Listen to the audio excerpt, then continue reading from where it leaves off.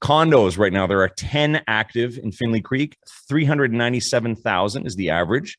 72 days on market. 397 is just below the average sales price of condos. Sorry, go ahead. Did you say 72 days on market? 72 days on market for the active ones. Now, you're listening to the Ottawa Real Estate Podcast with your hosts, Paul Stevenson, David Warren, and Greg Campbell. Let's see what's going on in the world of real estate today. Yes. Snap game strong today. Feeling the snaps. Yeah. We're back. Yeah. It's the Ottawa Real Estate Podcast. My name is Paul Stevenson. I'm joined with Greg Campbell. David Warren is not with us today. It's Thanksgiving weekend. End of it. And we're here. We're happy. We're alive. We're healthy. We're homey. Lots to be thankful for. Correct. Yeah. We had a great Thanksgiving weekend. We had a family dinner Saturday, which was nice. And my son had many hockey games, has another one today. So he unfortunately wasn't able to join us for dinner, but we had the rest of the crew out. And we have in the family, let's see, we have 12 kids under the age of 13. No, 11 kids under the age of 13 and my daughter who's essentially an adult now. So it's always fun. It's a good time. Turkey, food, friends, love. What about yourself? What'd you do for the weekend? We were at my parents on Saturday, and then we did something with Anna's parents on Sunday. Just nice time with the kids. Lots of food, good fam. Lots of going around the table, saying what we're thankful for is really nice to with the girls, when the girls do that. They're thankful. Generally, my children are thankful for the earth. The earth is the first thing they're thankful for. They're thankful for the earth. Yeah, me too. We should always be thankful for the earth. Followed by family. And a roof over their heads. Yeah, wow. Yeah, all very important. Very important. Actually, I sent out some nice heartfelt messages yesterday to my good friends. People I cherish. I got one from you. It was very nice. And I think it's important to be thankful every day. I was actually my friend who runs the glamping business down in Columbia with me. He was I sent him a message yesterday, and he's like, what I like is that we're thankful every day. We're thankful every day. So let's get into the week. I know we had a few things. You had some updated stats. So stats come out once a month. I know you had some updated stats on different areas. Last week, I think we were talking about the opportunity to use the Purchase Plus Improvement Program, which I think was something that Dave and I were both saying is like a really good opportunity right now. Home values are down a bit. Ottawa especially has a lot of homes that are older, but not old. They're kind of in that 50 to 80s, built in the kind of 50s, 60s to 80s range and need a good update. And there are programs to do this when you buy the home. So I actually wrote an article about it on my blog last week and shared it on LinkedIn. But if you go to my website, PaulStevenson.ca, and you go to my blog, it's right on the landing page. Home renovations, you say, is what it's called. And I just talk about my experience through the years of using this program and updating my homes and so on. And I can't say enough about it, to be honest. It's a fantastic program. And if people don't know about it, they should certainly learn about it, because I feel like for every homeowner, if you're buying your primary home, it's a really good opportunity to update it, and customize it to what you like and what you love. Speaking to that, though, we did get an article today in the Wall Street Journal. So not the Ottawa Sun or the Ottawa Business Journal, the Wall Street Journal.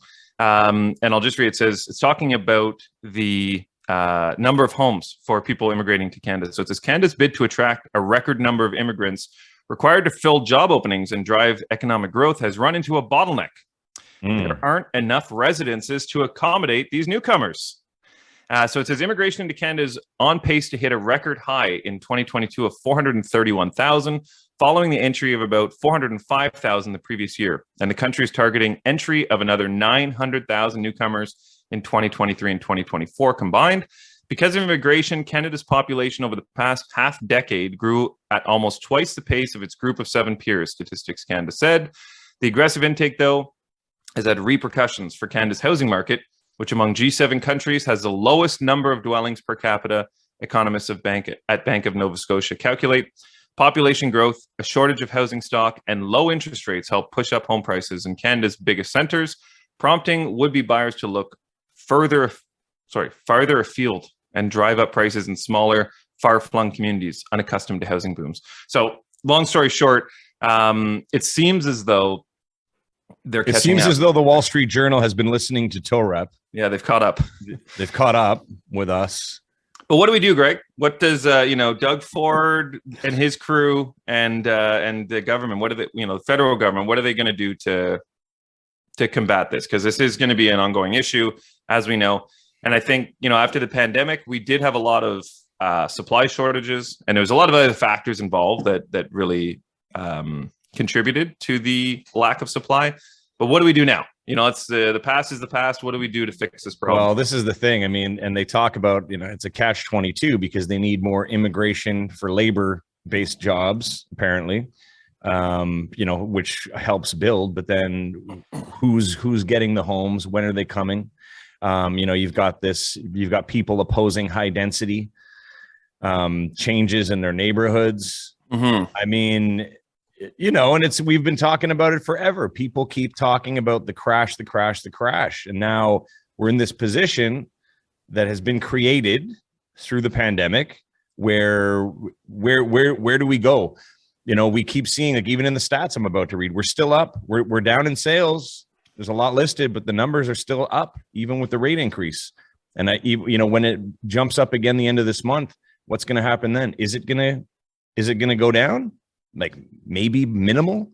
Mm-hmm. I don't know. Like, all these headlines I read were talking about the crash or how the market's dropped in certain areas, there was more to lose, but they're based on the numbers from earlier this year, which were not, necessarily true numbers. A lot of people are still ahead. I met with some clients in person last week. With the pandemic, there wasn't too many in-person meetings, so it was nice. They were actually a lawyer that I used to work with when I worked at TD, his wife, but his children now, his daughter's now a lawyer. His son-in-law was a really good friend of mine growing up. And so I met with them at their place, and I was telling them these stats about home prices and home sales this year, and they really couldn't believe it. Like, I think the general public believes that there is, a huge drop in prices, huge drop in sales, that everything is plummeting, but it's really not what's happening. Nope. And I think the last week, correct me if I'm wrong, Greg, but we've worked together on 2 or 3 files that have had accepted offers. Like, there's just a lot of movement right now in the market. And I think we've been saying that. I think October is going to be a very high month for transactions. Mm-hmm. And I think the days of, deals or lowered home prices is done for the time being. Like, I think you're not going to be I think you're going to be paying list price at least now. Mm-hmm. Even every property that I've seen on the market that clients have gone to look at, they're not just getting clean offers, 10,000 under asking. There's at least 1 or 2 other offers. I've had some people have to go in with no conditions. And again, I would never advise someone to do that. It's a decision they have to make on their own, but they have told me, we're not putting any conditions on this offer. And I'm like, okay, well, we'll figure it out, I guess. But that's certainly happening more often. Are you seeing that as well, Greg, with your offers? I know that we had a couple this week that were very competitive. Yeah, I mean, but again, everybody has a different story. Like, I did one, we did get a great deal, but the great deal was based on the fact that the seller had an inflated price when things started to change. So now what happened is my buyer got it at what it would have been the same price last year. Mm-hmm. Still a little bit higher than last year. So that's the thing that everybody has to consider. Like, the ones that are selling for less listed very high when things started to change. The ones that are coming out now are listed more competitively, right, with the market. And depending on the amount of time that those people have been there, they're still profiting. They're just not getting that inflated price that we saw at the beginning of the year. But it is way more active. I mean, I have 2 listings. It's been slow on them. There's other factors involved in that, but I have 3 other ones coming this week. And I think we're pricing very competitively with the market. And I even have a seller who's understands that she's not going to get what she was about to get, or what she would have gotten, months ago. And that's the one thing that's the most important. So in terms of out there shopping, looking for a deal, you can offer less. And, working with buyers, I've been doing that. The worst thing they can say is no, but you're still buying at a price that was higher than what you would have paid 12 months ago. Mm-hmm. But optically, people are just like, oh man, like I can't believe I would have paid $100,000 more for this in February. But the rates were lower, and now even though it's less, you're still in the end paying more because of the interest rates. But everyone just looks at things differently. You just have to be observant of what's going on. So are they priced right, or are they priced low? They're priced right. Okay. The new ones coming out are priced right. There's nothing, but that's what I'm saying. People think, like, some of them, people think that they're priced low based on what was happening in the past, but it's not. It's the correction based on the rates. Well, and I've seen a lot, like I keep a close eye on Realtor too, and just seeing what's happening in different markets.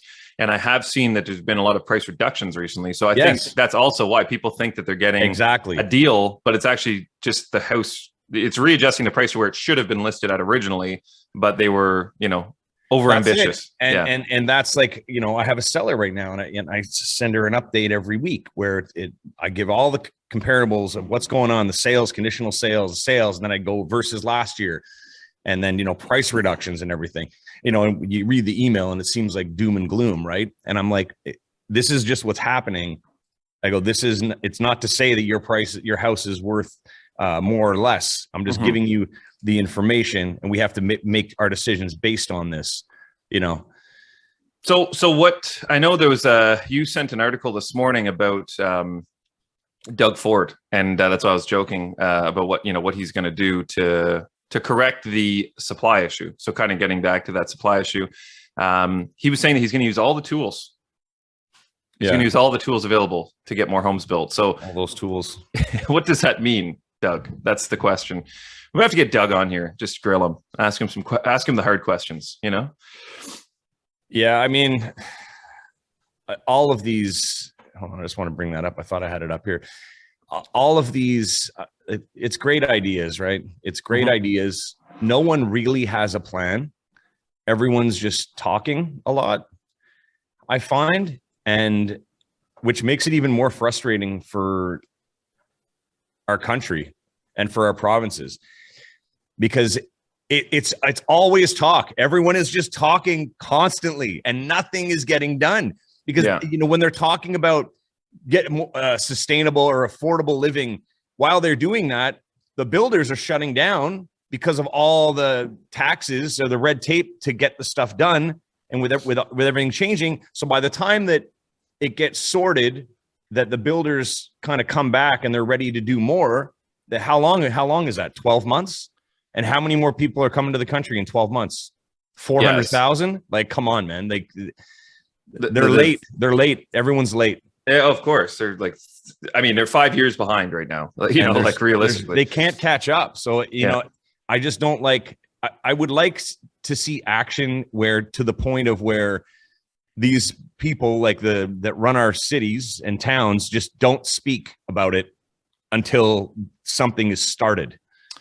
Yeah, there's a few things to that point. There's a point in here that says, let's see here. We're going to continue working hard with Minister Clark. Continue. But most importantly, working collaboratively in cooperation with the municipalities, the regions, and the federal government. Do I sound like a politician saying that? Yeah. It's such politician talk.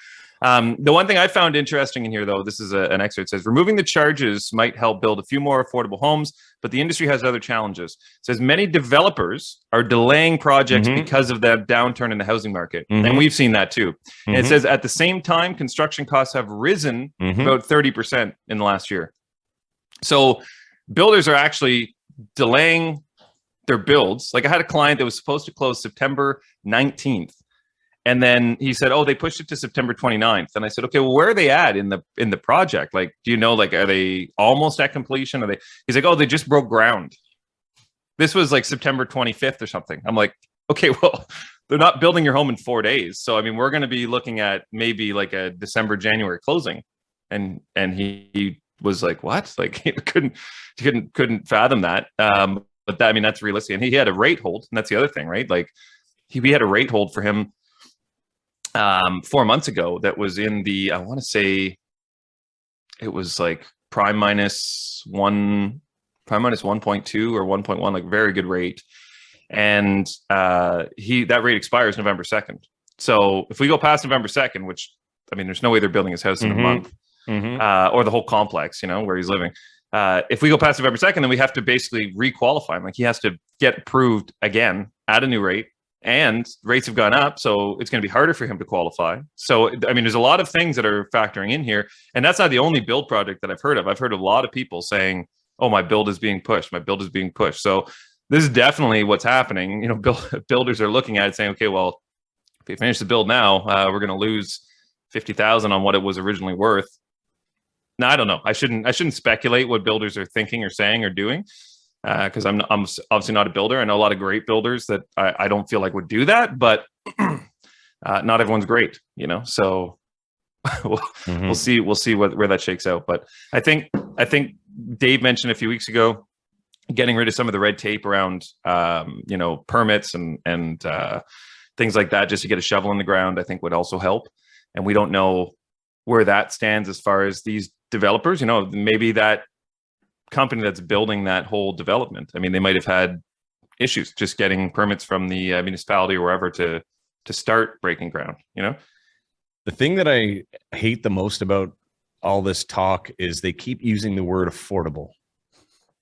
Right. It's always affordable. And the thing that they never make clear, it's a hot word, which we talk about on TOREP, is it's affordable to the region and the income and the average income specific in that region. So if you're living you have to be living somewhere where it is affordable for there, because if you're earning a high income, the rent is not going to be cheap. If that's like the general consensus, the affordable home in that area is still going to cost a lot. Yeah. And it's never, it's clear when you start digging and looking for it, but it's wild. The Soho building, which is the one that they're almost done it now on Preston. So across from the Icon, right, which is now completely done. I believe there's people living in there now, from what I understand. There is, but Soho has gone up in lickety split, and I don't think I've ever used that word in a sentence. Never use it again. Lickety split. It's gone up really quickly, and that is one of the buildings where I think they've allotted 50% or 40%. I don't know the exact percentage. David mentioned it on a previous episode about a percentage of the ownership there is going to be affordable housing, as you said. But they did that because they were allowed to get, they got a grant from, I think it was like a 50-year no interest mortgage for the construction from CMHC. And in that neighborhood, you're talking doctors. It's right by the Ottawa Hospital. The average household income is probably over, 200,000 in that neighborhood. So the affordable apartments in there are still going to be, 3,000-4,000 a month. Yeah. So you're right. I mean, affordable is relative to every individual. And it's just a really hot word. Like, well, it's going to be affordable housing. He's like, oh, perfect. Great. That's exactly what we need. That's the thing. We need affordable housing. People who are having a really hard time think that that's going to happen. And that it's coming to their neighborhood and that it's going to be affordable. And even if that happens, when is that? 2-3 years from now? Yeah. People will be dead. Yeah. It's like this whole thing. It's like, now, man, now deal with the now. These long-term predictions and things do not help you in any way at all. Yeah. In terms of an investment, in terms of where you're at, it's just a dream. It's a dream that may come true. Chances are it won't. So you just have to go with what's in front of you right now and stop wishing. Anyways, that's my little rant about what's going on. Thank you. There's no other way of looking at it. I wanted to, I do want to hear, I know you had some new stats. I want to touch on rates as well. So do you want to do stats first and then we can slide let's into the do rates? Some stats. So we got the, oh goodness. I had everything in front of me. Lickety split, Greg. Do not. Where did it go? Oh my gosh. Hold on, guys. Sorry about that. Let me just open this up. Dun, dun, dun, dun, dun. I'm putting the reel in tow wrap. I'm taking my real time. I had that up. Now it's gone. Okay, so these are the market stats. Did I give those to you, Steven? Anyways, it doesn't matter. So this is the year over year stuff. So residential homes in Ottawa, average sales price right now is 707,000. It's up 0.5% from last year. Average days on market, 29. That's up 58%. I find that strange for year over year based on something else I just checked. Number of sales down 34%, 816 sales in September. That's very limited.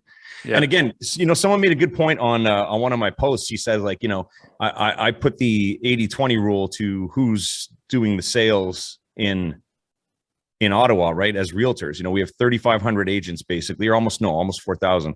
And so there's not a lot of agents out there working right now. I mean, we're trying to work, but not everybody's making money or having the opportunity to help people.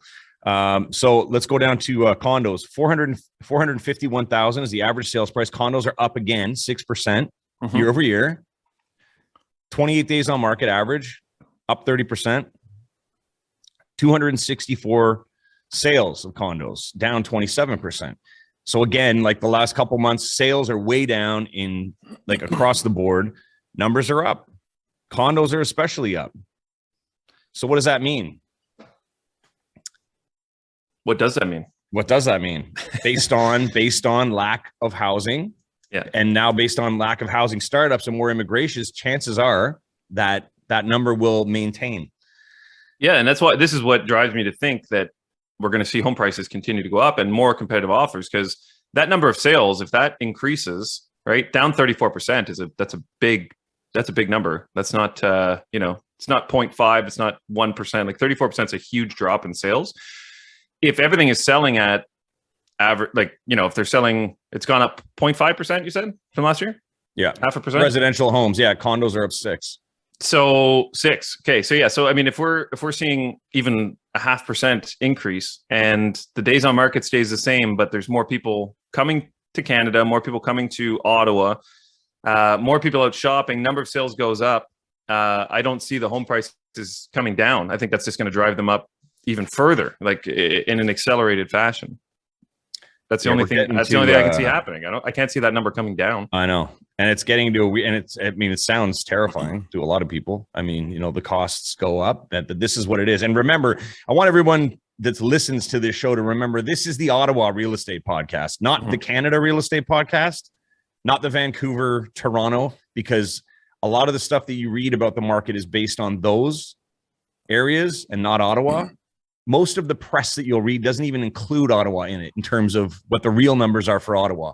That's why we are Tow Rep, the Ottawa Real Estate Podcast. You're getting Ottawa information. Meanwhile, I'll give a breakdown of Findley Creek. I know we got some Findley Creek fans out there. FC. What up to my FC crew? Yeah. So Findley Creek, I broke this down into rentals, condos, and then residential. I didn't do detached in towns this week anyway. So the rentals, there's 26 rentals available right now in Findley Creek, average $2,750, 31 days on market average. Those are active. There's none that rented in the last week. Last year, 2021, 2 properties rented at an average of $2,300, and they were on the market for 21 days. So that's an increase of an average price of $450 in terms of what people are paying for rentals now in Findley Creek. And that's pretty much across the board. Condos right now, there are 10 active in Findley Creek. 397,000 is the average. 72 days on market. 397 is just below the average sales price of condos. Sorry, go ahead. Did you say 72 days on market? 72 days on market for the active ones. Now, what? So some of those are obviously the bigger ones. You know what I mean? That's generally what it means, but that is a high number. And then I go into this. There's 5 conditional sales last week, average of 414, 30 days on market, which ties in with the increase from last month's stats almost exactly. There was 1 sale, 428,000, 20 days on market. Okay, that's for the condos. Interesting. The higher the sale price, the less days on market. So they must be just Not price to sell, but they must be better quality, right? Something. I mean, it's all turnkey. It's very particular, but I mean, the active ones, 72 days on market, like the ones that are, skewing that number a bit are the high price condos.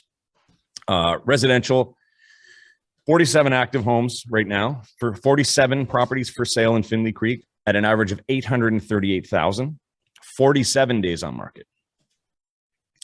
6 conditional sales in the last week, average 660,000, 59 days on market. Wild. And there was 4 sales. The 4 sales have an average price of 824,000, 49 days on market. So those numbers are not low. They're not low, and you're up over last year. So 4 sold this year in Findley Creek last week at 824,000, 49 days on market. Last year at the same time, there were 9 sales averaging 670,000, 28 days on market. So, and of course, a big bump. It is, but it's week over week. Last year, there wasn't as many high ticket homes sold. So, the last week, there was obviously one that was, over $1 million that kind of skewed that a bit. But I mean, in general, I don't know. Those are interesting. I always say I don't know, but I feel like I do know. I do know. I should start saying I do know. We should get any listeners that are tuning in right now. First of all, subscribe to the channel, like, share, review, but also post if there's a specific neighborhood that you want to hear the stats on. Let us know. I know we had a couple FC crews want some Findley Creek numbers, but if you're in Beechwood or you're in Beacon Hill, you want stats for that neighborhood, let us know, and we can pull them up just so that everyone's getting tailored stats to their neighborhood. Ottawa's growing, okay, so we don't want to be alienating any neighborhoods. No, and the thing is, with the Findley Creeks, Barhaven, Stittsville, Riverside South, Orleans, Canada, those numbers, like I just gave you for Findley Creek, are almost transferable to each neighborhood within a certain amount of money. So you can be sure that those stats are moderately accurate for each suburb. Right. So the one thing I wanted to touch on before we slide into the mood boost is rates, because we still get asked all the time. And I personally, and I know you know this, Greg, but I hate talking about rates. Yeah, I do know. That's going to be your mantra for the day. Yeah. You're just going to be walking with Anne and be like, I do know. She's like, what? Ask me anything. Yeah. So I hate talking about rates unless someone has an accepted offer and we're about to submit it to the lender. Yeah. Like, talking about rates is futile. Is that the right word? Irrelevant. Futile. Yeah, the resistance is futile. Yeah. All right, it's futile. Yeah. So, but I will say, because we do get asked a lot, and Prime sitting at 5.45 right now, there's a lot of questions about what rate am I going to get, and people are scared about what rate they're going to get and don't have any idea. So I'm just going to give you a snapshot just so that there's at least a line to compare to. Now, I'm not guaranteeing these rates. This isn't an official rate quote, just to be clear. But right now, if you're putting less than 20% down on a property that you're going to be living in, rates for fixed rates can go as low as, I have some lenders at 4.64, but most lenders are sitting around 4.84 to 4.89. I would say that's probably 4.84 is probably what you should be using if you're trying to calculate payments and so on. But there are some lenders that are a bit lower than that. And for variable, prime minus 0.9, so you're still looking at 4.55 on the variable side of things.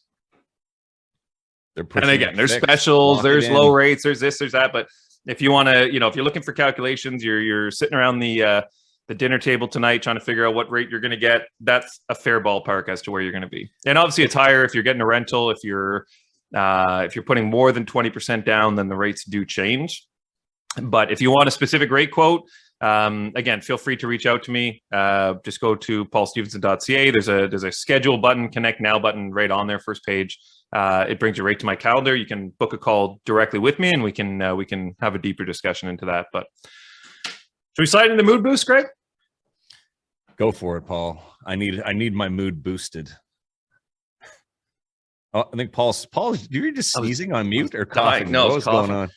Coughing. I was like holding that in while I was going on that rant. I was like, you know what though? Before we go into that, I want to tell everybody something. I want to tell everybody something about being a realtor in Ontario.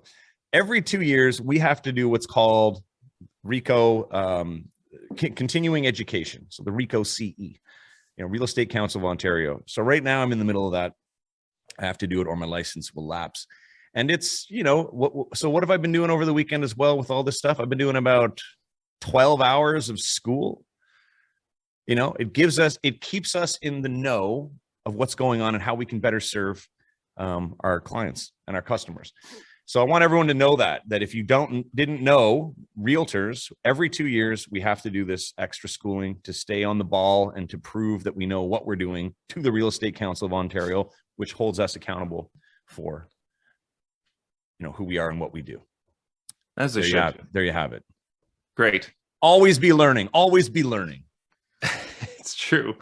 Always be learning. Very important. Very important. Great episode. I love this episode. All right. So I got 3 today. They're all quality. So it's fall. It's Thanksgiving. Number 1, how many apples grow on a tree? All of them. Love it. All of them. Number 2, want to hear a joke about paper? Never mind. It's terrible. Mm-hmm. And number 3, why aren't dogs good dancers? Because they have 2 left feet. Okay. Dying over here. Yeah. Thank you for listening. Thank you for tuning in. If you haven't already, we are told. You know it. Subscribe. I didn't say it this week, but Greg Campbell is a realtor and managing director at The Agency. That's who I am. The Agency. That's who I am. And I'm a mortgage agent, Paul Stevenson. Just go to PaulStevenson.ca. And I got some great calculators on there. The blog I mentioned earlier. Mm-hmm. And we'll be back next week. I hope my voice I'm having trouble here. We'll be back next week. Episodes are released every Tuesday, 10 a.m. David will be back. There it goes. Yeah. I need some more tea. And we'll see you then. Enjoy your week. Guys. Thanks for listening. Thank you. Love you. Bye-bye. Thanks for tuning in, everyone. We hope you enjoyed today's episode. Please remember to like, share, comment, and subscribe because we'd really like that.